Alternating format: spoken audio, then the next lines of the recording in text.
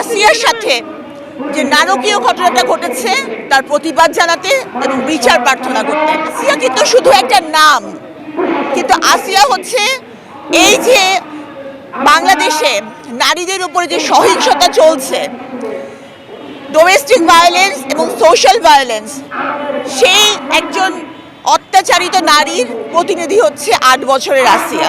নারী এবং শিশু আজও এখন পর্যন্ত নিরাপত্তা পেল না, আর পেল না তাদের সাথে সংগঠিত অপরাধের কোনো সুষ্ঠু বিচার।